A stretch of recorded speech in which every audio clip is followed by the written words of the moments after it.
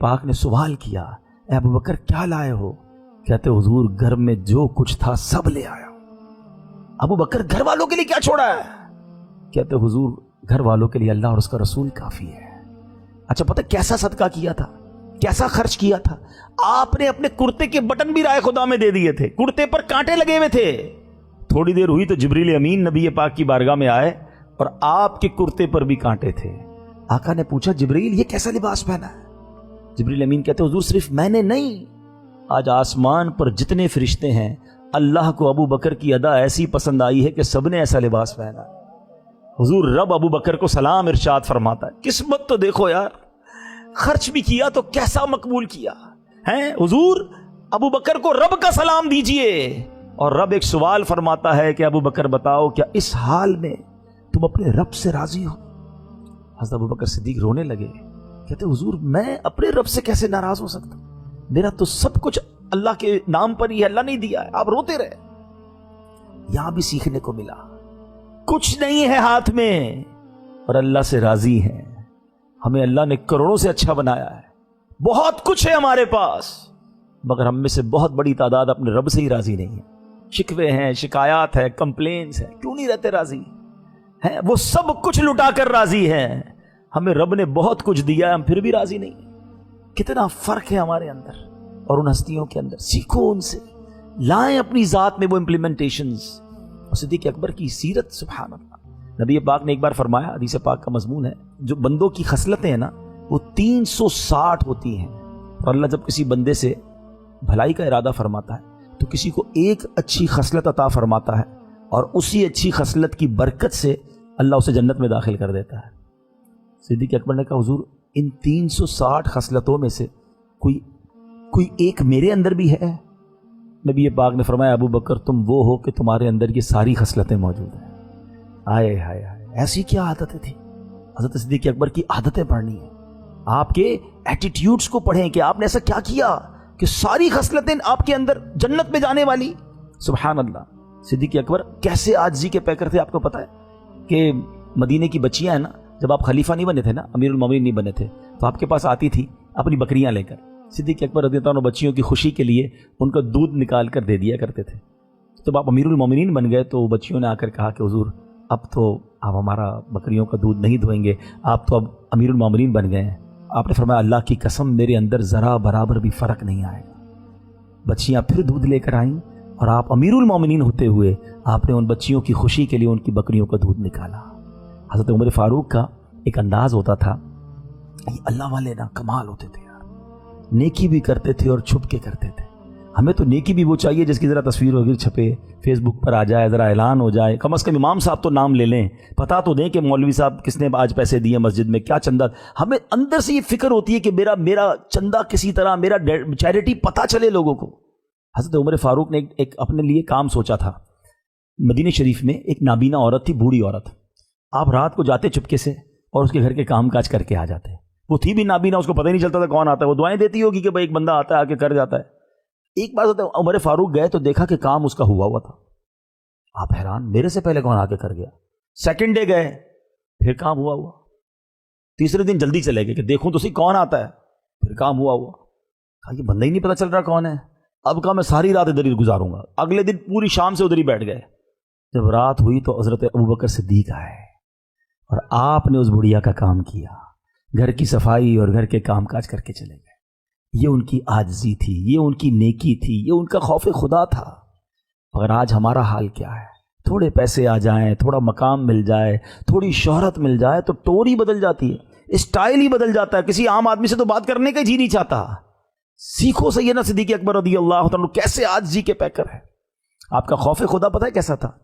افضل البشر ہیں اور نبی پاک نے جنت کی بشارتیں دی ہوئی ہیں، مگر آپ کبھی درخت کو دیکھ کر کہتے کاش میں بھی درخت ہوتا، کاٹ دیا جاتا، حساب کتاب تو نہ ہوتا۔ کسی تنکے کو دیکھ کر کہتے کاش میں تنکا ہوتا، سبزے کو دیکھ کر کہتے کاش سبزہ ہوتا، مجھے کھا لیا جاتا۔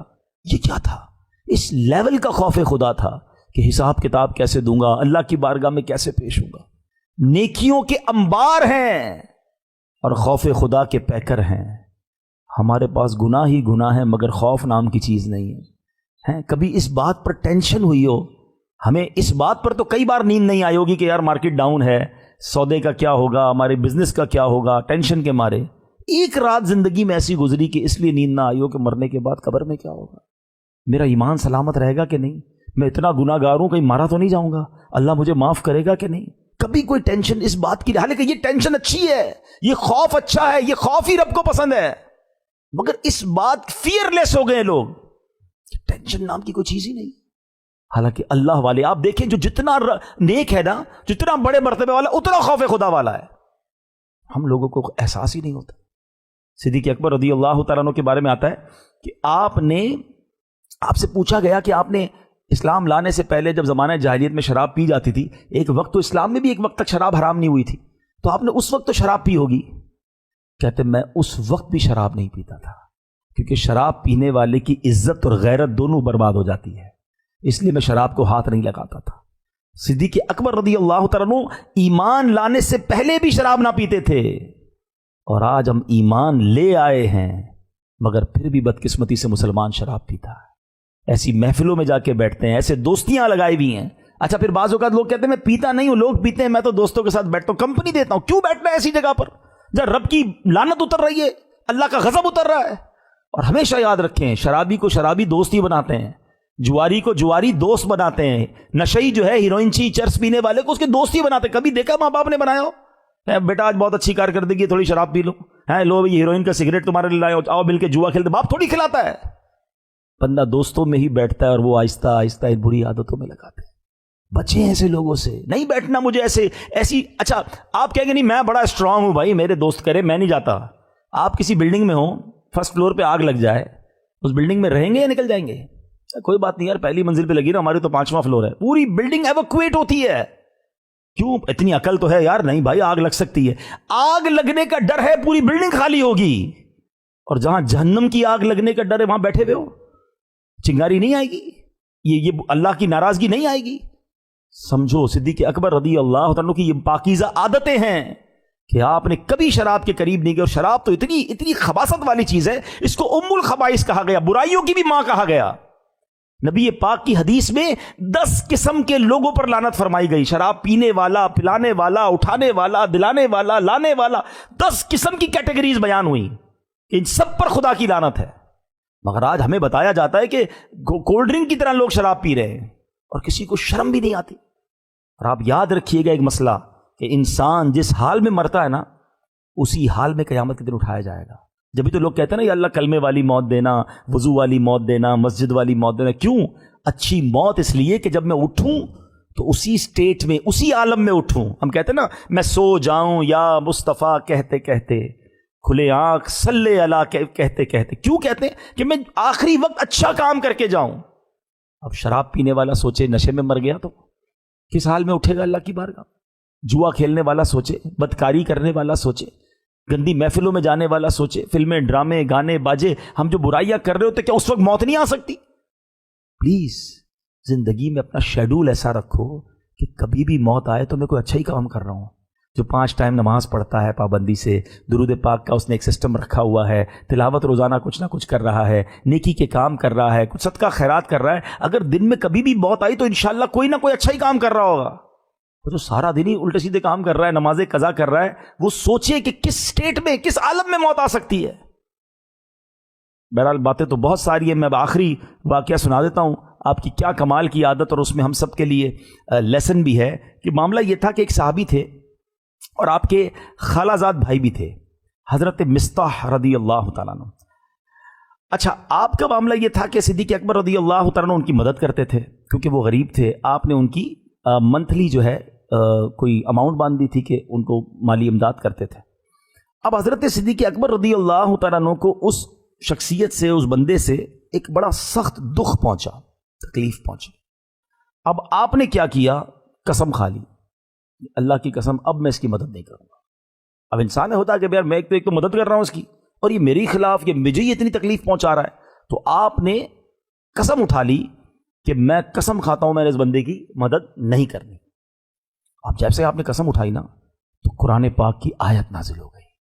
اب ذرا آیت سنیے گا, بیوٹیفل آیت, اور اس میں ہمارے لیے بہت زبردست لیسن ہے, بلکہ سمجھ لیں کہ یہ میرے بیان کا عطر ہے اور میں یہ پیغام آپ کو دینا چاہتا ہوں. اللہ کریم قرآن مجید میں فرماتا ہے, سورہ نور ہے پارہ 18 ہے اور آیت نمبر ہے 22. اللہ ارشاد فرماتا ہے وَلَا يَأْتَلِ أُولُو الْفَضْلِ مِنْكُمْ وَالسَّعَةِ أَنْ يُؤْتُوا أُولِي الْقُرْبَى وَالْمَسَاكِينَ وَالْمُهَاجِرِينَ فِي سَبِيلِ اللَّهِ وَلْيَعْفُوا وَلْيَصْفَحُوا أَلَا تُحِبُّونَ أَنْ يَغْفِرَ اللَّهُ لَكُمْ وَاللَّهُ غَفُورٌ رَحِيمٌ. کیا کمال کی آیت. اب ذرا جملہ سنیے گا. اللہ فرماتا ہے اور قسم نہ کھائیں، قسم کھائی تھی نا انہوں نے، اور قسم نہ کھائیں وہ جو تم میں فضیلت والے اور گنجائش والے ہیں، قرابت والوں اور مسکینوں اور اللہ کی راہ میں ہجرت کرنے والوں کو دینے کی، کیونکہ وہ قرابت دار بھی تھے، مسکین بھی تھے اور مہاجر بھی تھے. یہ ایسوں کے لیے قسم نہ کھائیں. مگر کیا کہا حضرت ابوبکر کو؟ اولو الفضل، تم میں فضیلت والے. اس آیت میں صدیق اکبر کی فضیلت بیان ہو رہی کہ یہ سب سے بڑے فضیلت والے ہیں. مگر آگے جو جملہ ہے نا قرآن کا، ہائے ہائے، اللہ فرما رہا ہے وَلْيَعْفُوا وَلْيَصْفَحُوا، اور چاہیے کہ معاف کریں اور درگزر کریں. پھر آگے کیا فرمایا؟ الا تحبون ان یغفر اللہ لکم، کیا تم یہ پسند نہیں کرتے، دوست نہیں رکھتے کہ اللہ تمہاری بخشش کر دے؟ واللہ غفور الرحیم، اور اللہ بخشنے والا مہربان ہے. سبحان اللہ. صدیق اکبر نے جیسے یہ سنا نا کہ حضور میں نے اس کو معاف کیا اور میں اب اس کی مدد جاری کر دوں گا، اور آپ نے جاری کر دی. سبحان اللہ. قرآن کیا کہتا ہے؟ وَلْيَعْفُوا وَلْيَصْفَحُوا، اور چاہیے کہ معاف کر دیں، درگزر کریں. اور رائٹ آفٹر جو اس کے بعد انعام ہے نا کہ تم نہیں چاہتے کہ اللہ تمہیں معاف کر دے، اللہ تمہیں بخش دے. آئے ہائے، یہ جملہ کیسا ہے کہ تم دوسروں کو معاف کرو، رب تمہیں معاف فرما دے گا. ہاں آج پرابلم ہمارا یہ ہے، ہماری بہت بڑی تعداد معاف نہیں کرتی ہے. نہیں میں کیسے معاف کروں؟ نہ ملازم کو معاف کرتے ہیں، نہ گھر والوں کو معاف کرتے ہیں، نہ پڑوسی کو معاف کرتے ہیں، نہ دوستوں میں سے کوئی لڑائی ہو جائے تو معاف کرتے ہیں، اور عام آدمی کو تو ویسے ہی نہیں چھوڑتے ہیں. میں کیسے معاف کر دوں؟ غلطی کیسے کی اس نے؟ آج جو بندوں کو معاف نہیں کرتا وہ اس بات کے لیے تیار رہے کہ اگر قیامت میں رب نے معاف نہیں کیا تو ہم کدھر جائیں گے. ایک حدیث پاک ہے جو ہلا دیتی ہے. اللہ کے حبیب فرماتے ہیں جو معاف نہیں کرتا اسے معاف نہیں کیا جائے گا، اور جو رحم نہیں کرتا اس پر رحم نہیں کیا جائے گا. اب خود سوچ لو کہ آج میں لوگوں کو معاف نہیں کر رہا ہوں. بیوی سے غلطی کیسے ہو گئی بھائی؟ ٹھیک کر دوں گا میں تو. بچے نے غلطی کی اب اس کی خیر نہیں ہے. ملازم تو ویسی فارغ، جو منہ میں آیا بک دیا، گالیاں دی. غریب آدمی کدھر جائے گا؟ نوکری مل نہیں رہی آج کل، وہ گالیاں بھی سن رہا ہے پھر بھی پڑا ہوا ہے، لیکن دل تو ہے نا، اللہ تو دیکھ رہا ہے نا. اور جس طرح ہم کسی پر قدرت رکھتے ہیں، اتھارٹی رکھتے ہیں، وہ تو اس سے زیادہ ہم پر اتھارٹی رکھتا ہے نا. کدھر جائیں گے؟ بالکل نہیں کرتے معاف. نہیں جناب، معافی میں نہیں کروں گا معاف. میرا کون بگاڑ سکتا ہے؟ معاذ اللہ. جملے بھی ایسے تکبرانہ ہوتے ہیں، میرا کوئی کچھ نہیں بگاڑ سکتا. ارے تمہاری بھول ہے. وہ پنجابی لوگ بڑی اچھی بات کہتے ہیں طاقتور سے نہیں ماڑے آدمی سے ڈرو. لوگ کہتے ہیں نا جس کے ساتھ گارڈ وارڈ ہے، بڑا آدمی ہے، اس سے ڈرو. اس سے ڈرنے کا کیا فائدہ؟ وہ تو ویسے ہی آپ کو ڈرا رہا ہے. اصل کمزور سے ڈرو، کیونکہ کمزور جب ہاتھ اٹھائے گا نا تو وہ پکار عرش تک جائے گی، اور اس کے ساتھ رب ہوگا. یہاں تو بندے کے ساتھ گارڈ ہے نا، اس کمزور کے ساتھ رب کی رحمت شامل ہوگی. اور ظالم کو جس طرح اللہ تبارک و تعالیٰ کا غضب نازل ہوتا ہے نا، سب کچھ برباد ہوتے دیکھا ہم نے لوگوں کا. یار چلتے کاروبار تباہ ہو گئے، صحت برباد ہو گئی، انسان چلتے چلتے فنش ہو جاتا ہے. یہ کیسے ہو گیا؟ کبھی چیک کرو. ایسا تو نہیں کسی کا حق دبایا، کسی پر ظلم کیا اور اس کے دل سے ہائی نکل گئی، وہ جلا کے راکھ کر دے گی. معاف کر دیا کرو. ایک صحابی رسول کے بارے میں آتا ہے، ان کے غلام سے مسٹیک ہوئی تو انہوں نے کوڑا اٹھایا اسے مارے کے لیے. جیسے ہاتھ اٹھایا نا، پیچھے سے آواز آئی کہ جتنا تم اس پر قدرت رکھتے ہو نا، کوئی ہے جو اس سے زیادہ تم پر قدرت رکھتا ہے. انہوں نے مڑ کر دیکھا تو پیچھے نبی پاک موجود تھے. کہتے حضور میں نے اللہ کی رضا کے لیے اس بندے کو معاف کر دیا، بلکہ آزاد کر دیا. صحابہ رائٹ اوے ایکشن لیتے تھے. دیکھو نا صدیق اکبر رضی اللہ عنہ جیسے ہی آیت سنی کہ حضور میں نے معاف کیا، قسم ختم، میں صدقہ جاری کرتا ہوں، کیونکہ اللہ سے معافی چاہیے نا. کیا خوبصورت قرآن کی آیت ہے. کیا تم نہیں چاہتے کہ رب تمہیں معاف کر دے؟ تو کرو نا بندوں کو معاف. وَلْيَعْفُوا وَلْيَصْفَحُوا. اور آج دلوں میں بھرا ہوا ہے کینہ، دشمنی بھری ہوئی ہے، بدلہ لینے کی آرزو ہے. کبھی ہم جو شب قدر کو دعا کرتے ہیں وہ کیا ہے؟ اللہم انک عفو کریم تحب العفو فاعف عنی. مانا کیا ہے کہ اللہم انک عفو، اللہ تو معاف کرنے والا ہے، تحب العفو، معافی کو پسند کرتا ہے، مجھے بھی معاف کر دے. وہ کیسے بندہ اللہ سے یہ کہہ رہا ہے کہ اللہ تو مجھے معاف کر دے مگر میں تیرے بندوں کو معاف نہیں کروں گا؟ بس ذرا سوچے نہیں، یہ لاجیکلی بھی کنیکشن نہیں بنتا کہ خود معاف کرنے کے لیے تیار نہیں ہے. اللہ تو مجھے سارے گناہ معاف کر دے. پکڑے جاؤ گے، معاف کرنا سیکھو، دل بڑا کرو۔ ہاں ابھی دل میں خیال آ رہا ہوگا یار یہ مولانا صاحب بات تو ٹھیک کر رہے ہیں مگر قصور تو اس کا ہے نا یار، میں کیوں معاف کروں؟ بھائی معاف تو جب ہی کرتا ہے نا جب قصور دوسرے کا ہوتا ہے، جب آپ کا قصور ہے تو آپ تھوڑی معاف کرو گے، وہ کرے گا۔ اچھا پھر یہ کہتا ہے یار معافی تو اس کو مانگنی چاہیے، نہ کرو ایسا، آگے بڑھ کر خود معافی مانگو۔ ہماری میمنی میں بہت پیارا جملہ ہے، جو نمی ہو وہ اللہ کے غمی ہو۔ ہاں جھک جاؤ، اللہ کے لیے جھکو گے نا، اور اللہ کو عرض کرنا ہاں اکیلے میں، اے اللہ میں بندہ ہو کر میرے بندوں کو معاف کر دیا، تو سب سے بڑا معاف کر لینا، تو مجھے معاف کر دے۔ میں تو یہی کر سکتا ہوں نا یا اللہ کہ اگر کسی نے میرا دل دکھایا ہے، میرا حق دبایا ہے، میں تیرے سارے بندوں کو معاف کرتا ہوں، مگر مالک میں تو بہت بڑا گناہ گار ہوں، میری خطائیں تو بہت زیادہ ہیں، مگر تو رحمان ہے نا، تو رحیم ہے، تو سب سے بڑا معاف کرنے والا، تو بھی مجھے معاف کر دے۔ یقین جانو اس کی رحمت بہت بڑی ہے، وہ نقطہ نواز ہے۔ آپ اپنے دل میں پہلے جذبہ تو لاؤ نا، سزائیں دینا چھوڑ دو، ریونج لینا چھوڑ دو، بدلہ لینا چھوڑ دو، ہر غلطی کی نہیں جناب نوٹیفائی کیا جاتا، درگزر کرو، وَلْيَعْفُوا وَلْيَصْفَحُوا، پھر دیکھو زندگی کتنی اچھی ہو جائے گی، آپ کے گھر میں پیار ہو جائے گا، آپ کے دوستوں میں آپ کو کچھ لوگ ہیں جو یاد آتے ہیں، رشتہ دار ہے جو کچھ یاد آتے ہیں، مگر آپ نہیں جا رہے ان کے گھر پر، ایگو ہے یار میں کیسے جاؤں، ہمارا تو تعلق ہی ختم ہو گیا تھا، اتنی بدتمیزی کی تھی اس نے، اپنے گھر نہیں بلایا تھا، وہ چھوٹی سی بات آپ دل میں رکھ کے بیٹھے ہوئے ہو، بھائی دور ہو گئے، میاں بیوی دور ہو گئے، دوست دور ہو گئے، پارٹنرشپ ختم ہو گئی، یہ اسلام نہیں ہے۔ اب تو بدلے لینے کے لیے لوگ پلان کرتے ہیں، ارے نبی پاک نے حجت الوداع کے موقع پر آخری خطبے میں یہی تو فرمایا تھا کہ اسلام پرانی دشمنیوں کو ختم کرنے آیا ہے، مگر آج رکھ کے بیٹھے دلوں میں دشمنیاں، نہ کریں ایسا۔ یہ مبارک صدیق اکبر رضی اللہ عنہ کی سیرت مجھے بتا رہی ہے، آپ کو بتا رہی ہے، اور قرآن کی یہ آیت سمجھا رہی ہے کہ اگر یہ چاہتے ہو نا رب تمہیں معاف کر دے، وَلْيَعْفُوا وَلْيَصْفَحُوا، معاف کر دو، درگزر کرو، اللہ مجھے بھی ایسا بنا دے، آپ کو بھی ایسا بنا دے۔ آج نیت کر لو، ابھی نیت کر لو کہ میں نے سب کو معاف کیا، ہاں دل سے کہہ دیں میں نے سب کو معاف کیا۔ اللہ کریم سیدنا صدیق اکبر رضی اللہ تعالیٰ عنہ کی سیرت کا مجھے اور آپ کو صدقہ نصیب فرمائے، اور ان کے فیوز و برکات سے مالا مال فرمائے، تربت صدیق اکبر پر کروڑوں رحمتوں کی بارش نازل فرمائے۔ کیا عظیم مرتبہ ملا ہے کہ آج بھی نبی پاک کے 7 جلوہ فرما ہیں، اللہ ان کے مزار پر اور ان کے صدقے نبی پاک کے مبارک روضے پر ہم سب کو بار بار حاضری عطا فرمائے۔ ایسی پیاری باتیں دعوت اسلامی کے ماحول میں سیکھی اور سکھائی جاتی ہیں، اجتماعات میں آتے رہیے، مدنی چینل دیکھتے رہیے، ہو سکے تو مدنی قافلوں میں سفر کریں تو انشاءاللہ بہت کچھ سیکھنے کو ملے گا۔ اللہ پاک عمل کی توفیق عطا فرمائے۔ صلو علی الحبیب صلی اللہ تعالی۔